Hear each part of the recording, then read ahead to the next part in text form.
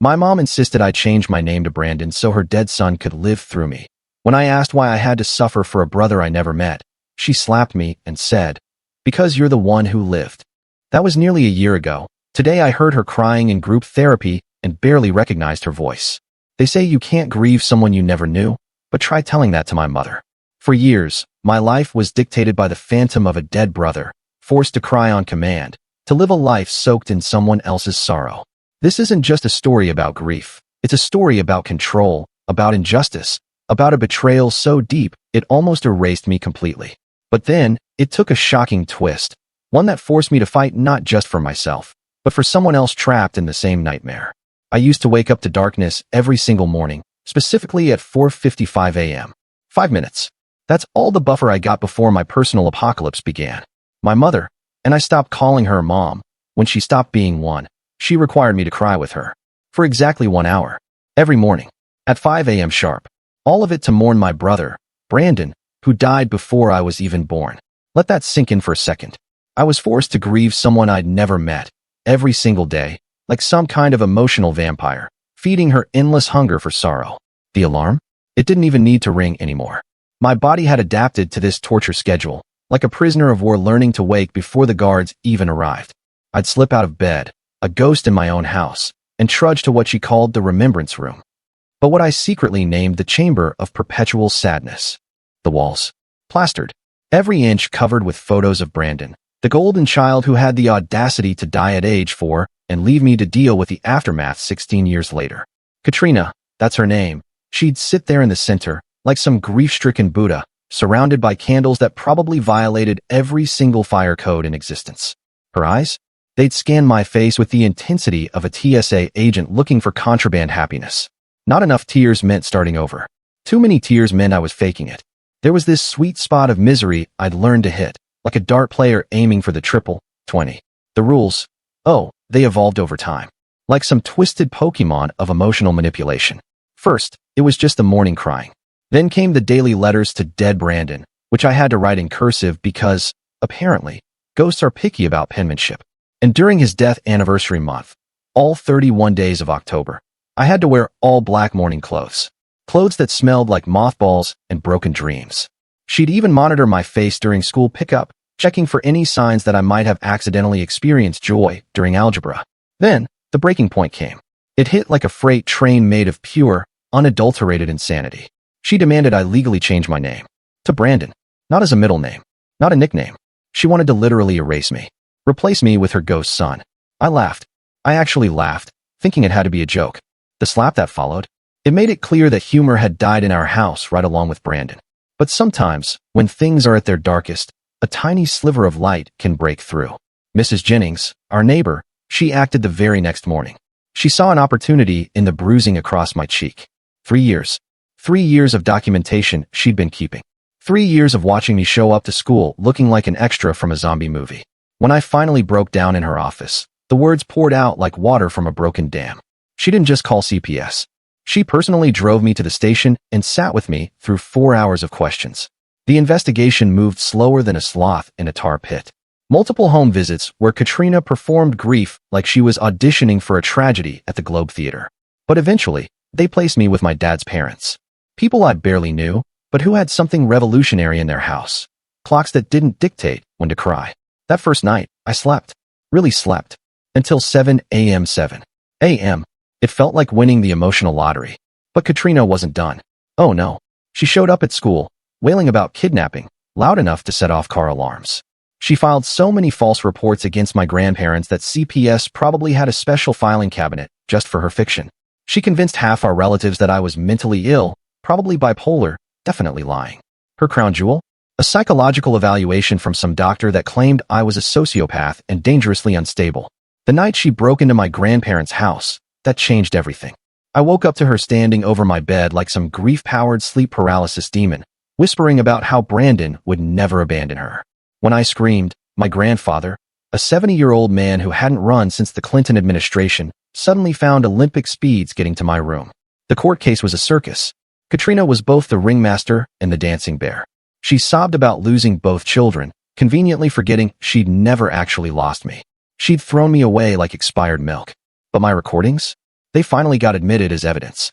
Months of 5 a.m. hysteria, all digitally preserved like the world's most depressing podcast. The judge ordered her into mandatory psychiatric treatment. And me? I got emancipation at 17. I got a studio apartment that's roughly the size of a generous closet and work nights at a warehouse to pay rent. Half my family thinks I'm the devil. The other half pretends I don't exist. But every morning, I wake up whenever my body decides to wake up. And that freedom? It tastes better than any family dinner ever did. At 18, I was just starting to learn what normal felt like. Therapy was helping, though my therapist's eyes went wider than dinner plates when I explained my morning routine. I still can't hear the name Brandon without flinching, like someone's about to throw something. Then the doorbell rang. A girl, maybe 13, standing there with eyes I recognized. That haunted look. The look of someone living in someone else's grief. She said, "Are you Sean? I'm your half-sister. Mom's making me do the morning crying. Please help me." I stared at Maya, my mind racing through calculations faster than a warehouse inventory scanner. 3 months at this job, still on probation. Already used 2 sick days for therapy appointments. My supervisor made it clear, one more absence, and I'd be updating my resume. Maya shifted her weight from foot to foot. That same nervous dance I used to do when waiting for Katrina's verdict on whether my tears were authentic enough. Her backpack hung heavy on her shoulders, probably stuffed with whatever she could grab before escaping. I noticed the careful way she held her left arm against her body. I stepped aside, and she practically fell through my doorway. The studio apartment suddenly felt even smaller with 2 people who'd survived the same war. She dropped her backpack by the door and just stood there, looking lost. I grabbed a glass from the dish rack and filled it with water, my hands trembling slightly as I handed it to her. She took small sips while I tried to process what this meant. Maya existing wasn't news. Katrina had mentioned her new family occasionally during supervised visits before I cut contact completely. But seeing her here, seeing myself reflected in her exhausted eyes, made it real in a way that knocked the air from my lungs. I pulled out my phone to check the time, 11:47 p.m. My shift started at midnight. Rodriguez had already called out sick twice this week, which meant they definitely needed coverage. Time and a half would mean an extra $120. Enough to cover the electricity bill that was already stamped with a red final notice. Maya sat on my secondhand couch, still clutching the water glass. I grabbed the instant coffee from the cabinet, needing something to do with my hands while my brain tried to sort through options. The coffee maker sputtered to life, filling the silence with familiar mechanical sounds. She started talking without prompting, words spilling out in that way trauma does when it finally finds a safe audience. The morning routine had evolved since my time. Now, she had to write letters from Brandon's perspective, telling herself what a disappointment she was. The cursive requirement remained, because apparently even self-hatred needed proper penmanship. My phone buzzed. A text from my supervisor, asking if I could cover Rodriguez's shift. Time and a half, just like I'd predicted. I stared at the message while Maya unconsciously rubbed her cheek. In the overhead light, I could see the shadow of a bruise forming along her jawline. I set the phone aside and grabbed the cordless from its cradle. CPS had a 24-hour hotline. I'd memorized it years ago, just in case. But when the intake worker answered, my carefully planned speech dissolved into stuttering rage. The crying room. The forced letters. The way Katrina had found a new victim when I escaped. The worker kept asking me to slow down, to explain more clearly. But how do you explain systematic emotional torture to someone who's probably heard a dozen calls tonight about kids with broken bones and empty refrigerators? How do you make them understand that forced grief can break a person just as thoroughly as fists? Maya watched me pace the narrow strip between my bed and the kitchen counter. When I finally hung up, promising to bring her to the office first thing in the morning, she looked even smaller than before. My phone buzzed again. This time, the message was more urgent. Rodriguez definitely wasn't coming in. They needed an answer now. I looked at the phone, then at Maya, who flinched when I moved too quickly. That flinch told me everything I needed to know about what sudden movements meant in Katrina's house. I typed out my response with steady fingers. Can't make it tonight. Sick. The lie came easily. 3 months of perfect attendance? Gone. My supervisor's response was immediate and curt. I'll need a doctor's note. We'll discuss this tomorrow. Maya needed food.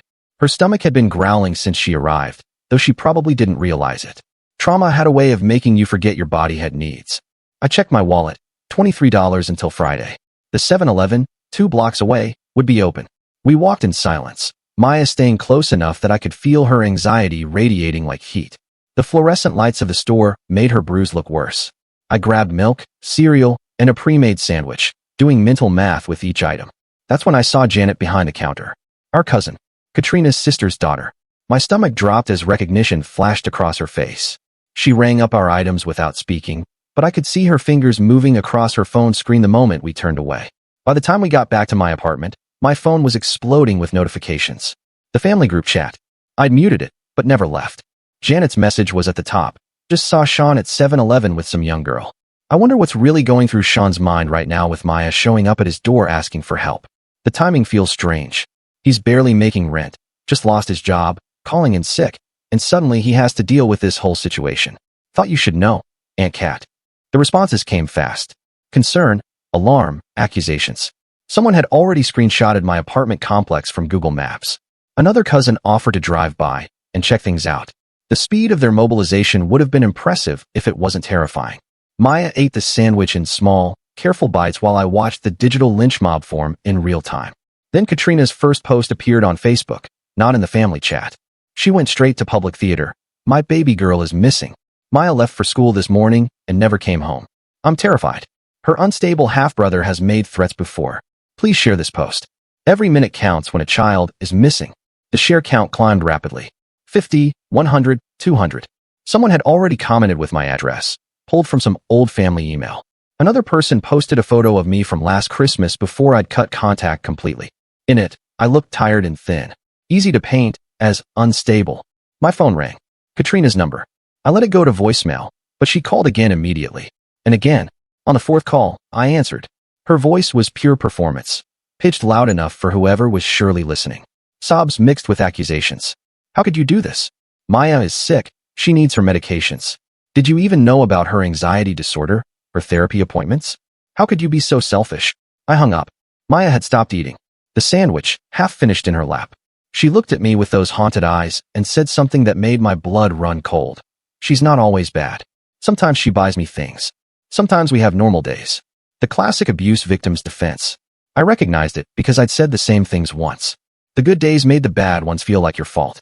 Maybe if you were better, every day could be good. Maya reached for her backpack and pulled out a manila folder. Inside were documents I recognized, the kind Katrina kept in what she called the memorial files. Brandon's birth certificate, his death certificate, photos from his funeral. And there, paper clipped to the death certificate, a note in Katrina's handwriting. Practice copying this in cursive.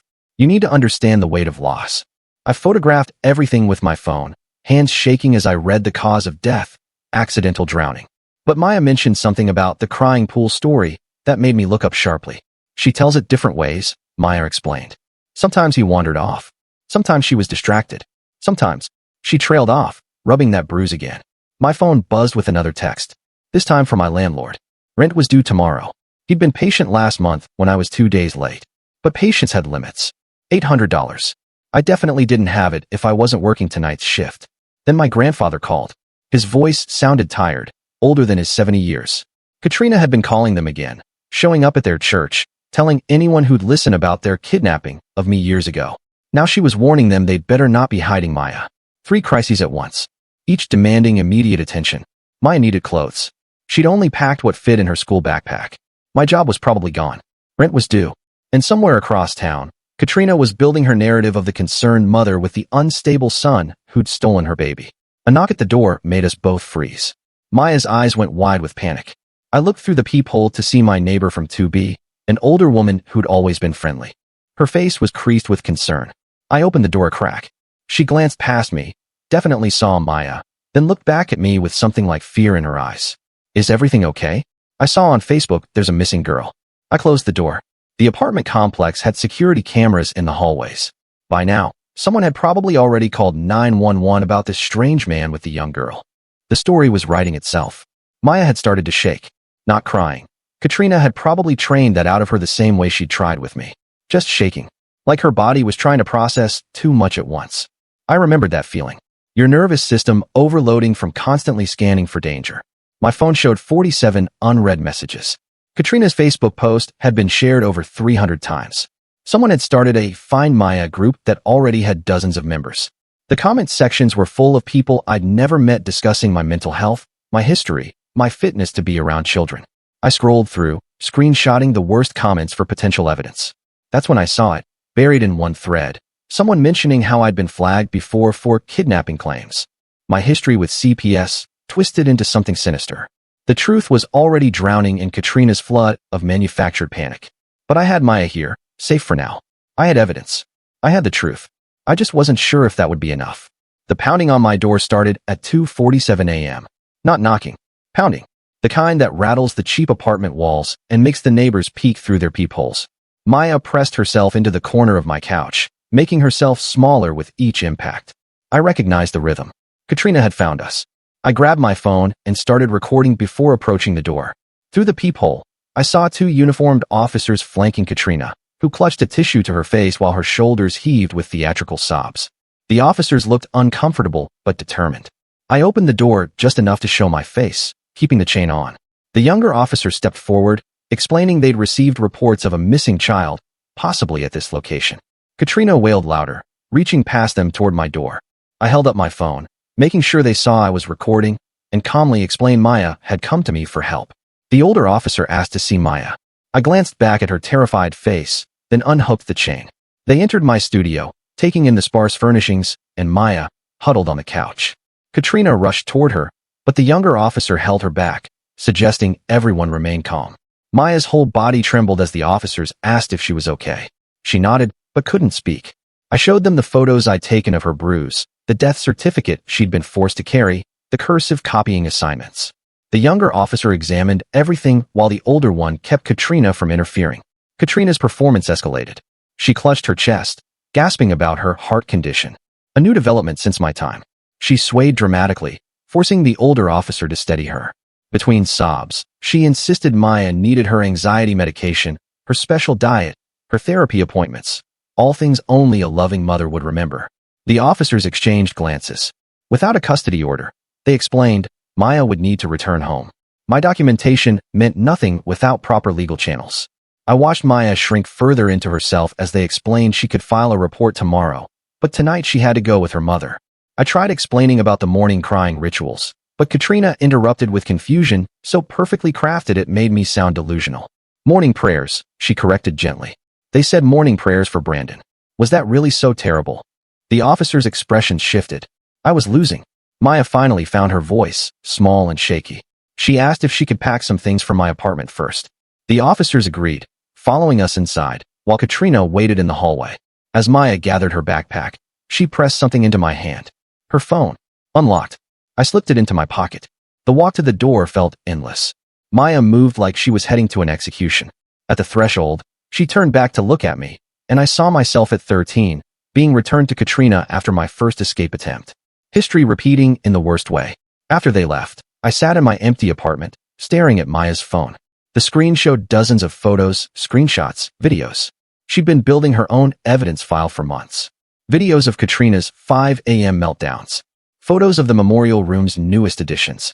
Screenshots of text messages demanding she channel Brandon's spirit during family gatherings. My supervisor called at 6 a.m. officially terminating my employment. No show without proper documentation meant immediate dismissal. I'd have to return my uniform and badge by end of business day. The timing felt deliberately cruel. I spent the morning organizing Maya's evidence, uploading everything to multiple cloud services. The videos were damning. Katrina forcing Maya to kiss Brandon's photograph goodnight, making her wear his hospital bracelet during the crying sessions. The worst was a recording of Katrina explaining how Brandon lived through Maya. Around 10 a.m., I noticed something strange in Katrina's Facebook posts. Between the missing child alerts, she'd shared a memory from 2 years ago. A photo of her with a man at what looked like a recovery meeting. The caption mentioned gratitude for fellowship and understanding. I recognized the room. Same NA meeting I'd attended. I zoomed in on the man's face, Marcus. He'd been in my Thursday night group. Always talked about redemption and making amends. Something cold settled in my stomach as I remembered his stories, the details he'd shared, details about me, thinking he was in a safe space. The knock at my door was softer this time. Through the peephole, I saw a woman in business attire holding a clipboard. CPS, she announced. Follow-up visit regarding last night's incident. I let her in, hope flickering. She sat at my small table, pulling out forms. Her questions were routine at first. My relationship to Maya. How long she'd been here. Why she'd come to me. There's something really strange about Katrina knowing exactly where to find them at 2:47 a.m. How did she track them down so quickly? Then the questions shifted. Did you have a history of mental health issues? Have you ever made threats against your mother? Why have you been checking Katrina's social media so frequently? I realized too late what was happening. This wasn't a follow-up about Maya's safety. This was an investigation into me. Every answer I gave seemed to confirm some predetermined narrative. Yes, I'd been in therapy. Yes, I'd had conflicts with Katrina. Yes, I'd been monitoring her public posts. The worker took notes without looking up, occasionally making sympathetic noises that felt rehearsed. When she asked about my employment status, I had to admit I just lost my job. Her pen moved faster. She left after an hour, promising someone would be in touch. The card she handed me wasn't for CPS's main office, but for their Adult Protective Services division. They were investigating whether I posed a threat. I drove to the warehouse to return my uniform. Maya's phone hidden in my glove compartment. The security guard, usually friendly, barely made eye contact. In the break room, conversation stopped when I entered. Someone had seen the Facebook posts. The narrative was spreading. My replacement was already training. I noticed Katrina's neighbor's son, though I didn't make the connection until later. He wore my badge number. Worked my station. The speed of it felt deliberate, orchestrated. Back in my car, I scrolled through more of Maya's evidence. One video made me pull over. Katrina filming herself crying at Brandon's grave, but in the background, barely visible, Maya stood apart, checking her phone. The timestamp showed 5:17 a.m. They'd gone to the cemetery for their morning ritual. That's when I noticed Marcus in another video, sitting at Katrina's kitchen table, helping Maya with homework. The date was 3 weeks ago. He'd been in her house, around Maya, while still attending meetings where I shared my story. The betrayal felt like acid in my throat. My grandfather called while I sat in the parking lot. His voice sounded strained. Katrina had filed a complaint with Elder Services, claiming he and my grandmother were being manipulated by their mentally unstable grandson. Someone would be visiting them tomorrow. The pattern was clear now. Every support system I had was being systematically targeted. My job gone. My grandparents under investigation. CPS turned against me. Even my NA meeting felt tainted now, knowing Marcus had been feeding information back to Katrina. I drove past Maya's school during lunch period. Through the fence, I spotted her sitting alone on a bench, that same hollow look I'd worn for years. Other kids gave her wide berth. The missing child drama had marked her as different, damaged. That afternoon, I met with a family lawyer who'd agreed to a consultation. She reviewed Maya's evidence with professional detachment, occasionally asking clarifying questions. The videos were compelling, she admitted. But family court favored biological parents. Without physical abuse, emotional torture was harder to prove. The retainer she quoted might as well have been $1 million. $5,000 just to start. Court costs, filing fees, expert witnesses, it would add up fast. I had $900 in savings and no job. The math was impossible. She suggested I focus on supporting Maya through proper channels instead. Be available when she turned 18. Document everything, but don't interfere. It was practical advice that felt like abandonment. Leaving her office, I found Marcus waiting by my car. He leaned against the driver's door, blocking my escape. Up close, I could see the calculation in his eyes. Nothing like the broken man seeking redemption in our meetings. He explained calmly that Katrina needed support, too. She'd lost one child, couldn't lose another. Did I understand what my actions were doing to her? The way he said it, like we were discussing weather, made my skin crawl. I tried to move past him, but he shifted, still blocking the door. His recovery story had been about making amends to an ex-wife. I remembered, learning to respect boundaries. The irony wasn't lost as he invaded my space, using his body to intimidate. When he finally moved, he mentioned casually that Katrina was considering pressing charges. Kidnapping, custodial interference, stalking. The words dropped like bombs. He suggested I think carefully about my next moves. That night, I sat in my dark apartment researching legal definitions on my phone. The stalking charge could stick. I had been monitoring her social media, even if just to check on Maya. The kidnapping was harder to prove, but would destroy me regardless. Even an accusation would follow me forever. My phone buzzed with a text from an unknown number. A photo of Maya at the dinner table, head bowed, Katrina's hand on her shoulder. The message read, "She's safe at home where she belongs." I recognized the kitchen, the same table where I'd been forced to write my letters to Brandon. The same overhead light that cast shadows, making everyone look hollow. Maya wore long sleeves despite the warm evening, covering bruises or just broken spirit. I couldn't tell. Sleep wouldn't come. Every time I closed my eyes, I saw Maya's face as they led her away. The resignation. The defeat. I'd promised to help her and failed within hours, just like everyone had failed me until Mrs. Jennings finally acted. At 4:55 a.m., my body woke automatically. Old programming died hard.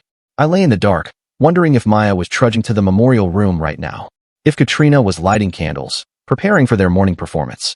if Maya was learning to cry on command like I had. The unemployment office opened at 8 a.m. I arrived at 7:45 to find a line already forming. The fluorescent lights inside made everyone look sick. I filled out forms, provided documentation, explained my termination. The clerk processed everything with robotic efficiency. Benefits would take 2 weeks to start if approved. The amount would barely cover rent, nothing left for food or lawyers. I need to show proof of job searching, attend mandatory workshops. The system designed to help felt like another trap closing. Walking back to my car, I noticed a familiar face in the coffee shop across the street. My old coworker, Destiny, sat alone at a corner table. She saw me through the window and quickly looked away. The friend who'd promised support was now pretending I didn't exist. I understood. She had kids, a life to protect. Getting involved in my drama meant risking Katrina's attention. The smart choice was distance. It still stung, watching her gather her things and leave through the back exit. My phone rang. Maya's school counselor, voice carefully neutral. She was calling about Maya's medication refills. The prescription needed parental authorization, and there seemed to be some confusion about the situation. Was I listed as an emergency contact? I explained I was Maya's half-brother, that she'd come to me for help. The counselor's tone shifted, becoming more guarded. She'd need to speak with Maya's mother about any concerns. School policy. She ended the call before I could say more. Another door closing. Maya's anxiety medication would run out in days without refills. Katrina now had complete control over her mental health treatment. The leverage was perfect. Comply with morning crying or lose access to the medication that kept panic attacks at bay. I drove aimlessly, trying to think. Every move I made seemed to tighten Katrina's grip. Fighting back gave her ammunition. Doing nothing meant abandoning Maya. The game was rigged. Had always been rigged. Parking at a strip mall, I noticed the pharmacy where Maya's prescriptions were filled. Through the window, I could see the pharmacist I'd gotten to know during my own time in Katrina's house. She'd always been kind, asking subtle questions about my well-being. Inside, I pretended to browse while working up courage. When I finally approached the counter, she recognized me immediately. Her expression softened with concern. I asked vaguely about prescription policies, fishing for information about Maya's medications. She couldn't share specifics, privacy laws, but mentioned seeing Katrina at multiple pharmacies lately. The observation was careful, professional, but I caught the implication. Doctor shopping. Looking for someone who'd prescribe what others wouldn't. Back in my car, I added this to my mental evidence file. Katrina seeking multiple prescriptions suggested either her own medication needs or something darker. Was she sedating Maya? The thought made me sick. My grandfather called again. The elder services visit had gone poorly. The investigator seemed predisposed to find problems, asking leading questions about my influence. Did I pressure them financially? Had I made threats? Were they afraid of me? He sounded defeated in a way that broke my heart. 73 years old, just wanting peace, now dealing with investigations because he'd helped his grandson. He mentioned carefully that it might be better if I kept some distance for a while. Another support gone.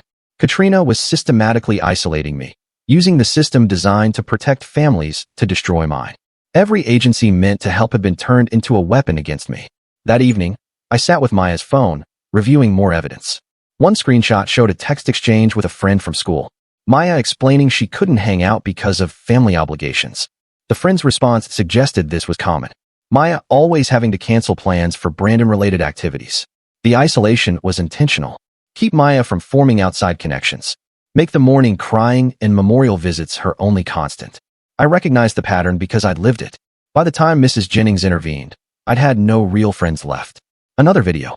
This one showing Katrina teaching Maya to channel Brandon's voice for the letters. Katrina's coaching was specific. Brandon would be disappointed in Maya's grades, her attitude, her failure to properly grieve. Maya's face remained blank as she wrote, dissociating from the emotional abuse. That detail, Katrina teaching Maya to channel Brandon's voice for letters, it makes you question just how deep this psychological control really goes.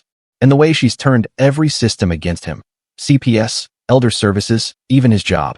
There's something calculated here that feels bigger than just grief. I started typing everything into a document. Dates, times, evidence, references, building the case I couldn't afford to file. Maybe someday when Maya was older, it would matter. For now, it felt like screaming into the void. My phone buzzed. Another unknown number. Another photo. This one showed Maya at what looked like a therapy appointment, Katrina beside her. The message read, getting the help she needs. But I recognized the office. Not Maya's regular therapist, but someone new. Someone who'd likely hear Katrina's version first, establishing the narrative before Maya could speak. The therapeutic relationship poisoned from the start. At 11 p.m., exhaustion finally won. I collapsed on my couch, still in my clothes. Tomorrow, I need to job hunt, fight the unemployment claim my former employer would probably contest, figure out how to pay rent. But tonight, I just needed to stop thinking. The dream came like it always did. Brandon's photos talking, asking why I couldn't save Maya. Katrina's voice echoing about family obligations. Maya getting smaller and smaller until she disappeared entirely. I woke gasping, sheets soaked with sweat. 3:33 a.m. The clock mocked me with its symmetry. In 90 minutes, Maya would be waking up, starting another day of forced grief, and I was powerless to stop it, just like everyone had been powerless to stop it for me. Except that wasn't true. Mrs. Jennings had acted. It took 3 years, but she'd collected evidence, made reports, refused to give up. Maybe I couldn't save Maya today, but I could be her Mrs. Jennings. Play the long game. I opened a new document on my phone. Started typing everything I remembered about Katrina's patterns, the escalation timeline, how the rules evolved, what warning signs I'd missed. If I couldn't fight her now, I could at least prepare for when I could. The sun rose slowly, painting my apartment in pale light. Somewhere across town, Maya was probably finishing her morning cry, washing her face, preparing for school, where she'd pretend everything was normal, just like I had. But she'd left me her phone, her evidence. She was fighting in her own way, documenting the truth, even when speaking it was impossible. That took courage I hadn't had at her age. Maybe there was hope after all. My laptop chimed with a new email, a job listing. Overnight security at an office building. The pay was less than the warehouse, but they needed someone immediately. No experience required. I sent my application before I could overthink it. Another email, this one from a legal aid organization. They couldn't take my case, but provided resources for self-representation, forms, filing procedures, court protocols. It wasn't much, but it was something. A thread to pull when I was ready. The day stretched ahead, full of small battles to fight. Each one felt insignificant alone, but together they might matter. Mrs. Jennings hadn't saved me in a day. She'd built a case over years, waiting for the right moment. I could do that for Maya. Document everything. Stay visible, but not threatening. Be the stable presence she could turn to when ready. Play by the system's rules while collecting evidence of how broken that system was. The game was rigged, but that didn't mean it couldn't be won. It just meant playing smarter, longer, with more patience than seemed possible. Maya deserved that effort. The little girl forced to grieve a ghost deserved someone who wouldn't give up. I stood, stretched, started coffee. Time to begin the long fight. Time to be someone's Mrs. Jennings. The security job interview happened faster than expected. The building manager, a woman with tired eyes who'd clearly seen too many overnight guards come and go, barely glanced at my application before explaining the basics. Walk the floors every hour, check doors, watch monitors. The simplicity felt like mercy after everything else. 3 days into the job, working midnight to 8 a.m. shifts, I discovered something useful. The empty offices had printers, scanners, and most importantly, time. I started organizing Maya's evidence properly, creating indexed files with timestamps and context. Each video got a written summary. Each photo got cataloged. My phone buzzed during a patrol. An email from the legal aid lawyer with an attachment, a motion template for emergency custody. She'd reconsidered after reviewing the evidence I'd sent. Not full representation, but guidance. The catch was timing. File too early and Katrina would escalate. Wait too long and Maya might break completely. The breakthrough came from an unexpected source. While scanning Katrina's old Facebook posts for patterns, I found a comment from her sister, Catherine. Not supportive, not condemning, just careful words about family patterns and getting help. I remembered Catherine from childhood, older than Katrina, always keeping distance at family gatherings. I messaged Catherine through Facebook, keeping it simple, concerned for Maya, worried about history repeating. Her response came at 3 a.m. while I was doing rounds. She'd been waiting for someone to reach out. Had her own memories. Her own documentation. Their mother had done similar things to them. We met at a diner during my dinner break the next night. Catherine looked like Katrina, aged differently. Same features, but without the performative grief. She slid a folder across the table. Photos from their childhood. Letters their mother made them write to their grandfather who died before they were born. The parallels made my skin crawl. Catherine explained she'd tried intervening when Brandon died, recognizing the signs. Katrina had cut her off completely. Poisoned the family against her, but she'd kept watching, documenting from afar. She had videos from family gatherings where Katrina's behavior crossed lines. Screenshots of concerning posts dating back years. The most damning evidence was something I hadn't expected. Catherine had recorded phone conversations with Katrina over the years, legal in our state with one-party consent. In one recording from 6 months ago, Katrina admitted she sometimes believed Maya was Brandon reincarnated, that she needed Maya to carry his spirit because she couldn't let him go. I spent the next week combining our evidence while working my shifts. The security job paid less, but offered something valuable. Predictability, no drama, no family connections, just empty hallways and hourly patrols. My supervisor, an older man who'd worked nights for decades, appreciated reliability over everything else. During this time, I discovered something that changed everything. Hidden in Maya's phone videos was a voice memo app she'd been using. Hours of recordings, some dating back over a year. Katrina talking to Brandon's photos with Maya in the room, explaining how Maya needed to honor his presence by perfect behavior, threatening to increase the morning sessions if Maya showed too much happiness at school. One recording stood out. Katrina, unaware Maya was recording, admitted to someone on the phone that the morning crying wasn't about Brandon anymore. It was about control, about making sure Maya never left her like Sean had. The admission was clear, undeniable. The custody filing happened on a Thursday. The legal aid lawyer helped prepare the documents while I scraped together the filing fees. Emergency custody based on emotional abuse, supported by extensive documentation. The court clerk's expression shifted as she reviewed the evidence index. This wasn't a typical family dispute. Katrina got served the next day. Her Facebook explosion was immediate, but different than expected. Instead of public performance, she went silent for hours. Then came a single post about betrayal from within and sisters who never understood. Catherine had been named as a witness. The emergency hearing was set for the following week. I worked every shift possible, saving for lawyer consultations, even though I had legal aid. The preparation consumed my non-working hours, organizing evidence, writing summaries, practicing what to say without sounding rehearsed. 3 days before the hearing, Marcus showed up at my work. Security cameras caught him trying to follow me into the building. My supervisor, reviewing the footage, banned him from the property without me having to explain. Sometimes silence spoke louder than words. The mediation attempt came first, court mandated. Before the hearing, I sat across from Katrina in a small room while a mediator tried to find middle ground. Katrina started controlled, talking about grief and healing. But when the mediator asked about the morning rituals, something cracked. She launched into an explanation about necessary morning exercises and how children needed to understand loss. The mediator's careful expression never changed, but her note-taking intensified. When Katrina described the letter writing as channeling Brandon's presence, the mediator asked for clarification. The more Katrina explained, the worse it sounded. She genuinely believed she was helping Maya by forcing daily grief. That without the rituals, Maya might forget Brandon existed. The mediator asked if Katrina understood why others might view this as harmful. Katrina's response that others didn't understand a mother's love sealed something. The hearing itself felt both endless and too quick. The judge, a woman who'd clearly seen too many custody battles, reviewed evidence methodically. Catherine testified first, describing their childhood patterns, how their mother had forced similar rituals for their grandfather, how Katrina had sworn she'd never do the same, then exceeded it. Catherine's testimony included something unexpected. Their mother had eventually gotten treatment, recognized the harm she'd caused. But by then, Katrina had internalized the behavior as normal, the cycle continuing despite everyone's efforts to break it. When they played Katrina's voice memos in court, her lawyer objected repeatedly, but the judge allowed them, noting their relevance to the child's welfare. Hearing Katrina's voice echo through the courtroom, talking about Maya carrying Brandon's spirit, shifted the atmosphere. The Guardian ad litem's report came next. They'd interviewed Maya multiple times, observed her interactions with both Katrina and me. Their recommendation was clear.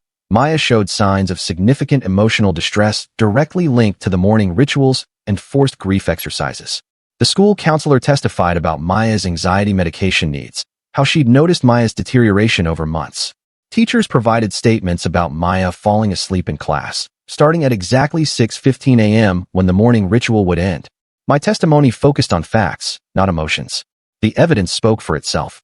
When asked what outcome I sought, I surprised everyone, including myself. Not permanent removal, but mandatory treatment for Katrina. Real grief counseling, not the performance she'd been doing. Maya needed a mother who could heal. The judge's decision came after a brief recess. Temporary custody to me, with conditions. Supervised visits for Katrina after completing initial psychiatric evaluation. Mandatory grief counseling with progress reports to the court. Family therapy once individual treatment showed progress. Katrina's breakdown in court was different than her usual performances. Quieter. More real. When the judge explained the requirements, Katrina asked repeatedly about the morning rituals. Could she at least say good morning to Brandon with Maya? The judge's gentle but firm no seemed to finally penetrate. The aftermath moved quickly. Maya's transfer to my custody happened within 48 hours. She arrived with 2 suitcases and a garbage bag of Brandon's photos Katrina had insisted she take. We spent the first evening in silence, neither of us quite believing the shift. The family fractures were immediate. Some relatives cut contact completely, choosing Katrina's narrative over court documents. Others reached out quietly, admitting they'd seen signs but hadn't known how to help. The division felt permanent but necessary. Setting up Maya's life required practical decisions. School transfer to be closer to my apartment. New therapist without Katrina's influence. Medication management transferred to a psychiatrist who specialized in trauma. Each step felt monumental and mundane simultaneously. The first morning, Maya woke up past 5 a.m. She panicked. Muscle memory demanded she get up, perform the ritual. I found her sitting on the couch at 5:15, shaking. We sat together in silence until 6 a.m. passed. The next morning was easier. By the 4th day, she slept until her alarm at 6:30. Katrina's treatment began immediately. Her psychiatrist, court-appointed and experienced with grief disorders, sent regular updates to the judge. The initial sessions revealed depths of unprocessed trauma dating back to Brandon's death. Real work, not performance. My security job became permanent with benefits after 90 days. The overnight schedule worked well with Maya's school hours. We developed routines that felt nothing like rituals. Dinner together when possible, homework at the kitchen table, normal life things. The supervised visits started after 6 weeks, 1 hour weekly at a neutral location with a social worker present. Katrina arrived early each time, following every rule precisely. The visits were awkward but necessary. Maya needed to see her mother trying to change. 3 months in, Katrina's progress reports showed genuine improvement. The grief counseling had uncovered layers of guilt about Brandon's death that she'd buried under ritualized mourning. She'd started taking responsibility for the harm caused, though understanding would take longer. Catherine became a regular presence, helping navigate the family dynamics. She'd been through her own therapy years ago, dealing with their mother's impact. Her support felt like having an actual sister for the first time. The permanent custody hearing was scheduled for 6 months after the emergency order. By then, Maya was sleeping normally, her grades improving, anxiety managed with proper treatment. She joined the school's art club, made a few friends, started resembling a regular teenager. Katrina appeared different at the final hearing, calmer, more present. She'd gained weight, lost the hollow look that constant performance created. When asked about the morning rituals, she acknowledged they were harmful, born from unprocessed grief and fear of losing another child. The judge's final order reflected the progress. Permanent custody to me with increasing unsupervised visits. Katrina was required to maintain therapy for at least 2 years. The possibility of shared custody in the future if progress continued. Some family members slowly returned, seeing the changes in both Katrina and Maya. Others remained distant, the divide too deep to bridge. We learned to accept both responses. 6 months after that night Maya appeared at my door. She slept peacefully past 5 a.m. every morning. Katrina attended grief support groups religiously, processing Brandon's death properly. After 20 years, the morning crying had ended, replaced by genuine healing work. Maya kept one photo of Brandon in her room. Her choice, not an obligation. We'd built something that looked like a life. Honoring the brother I'd never met by protecting the sister who'd almost been lost to ritualized grief.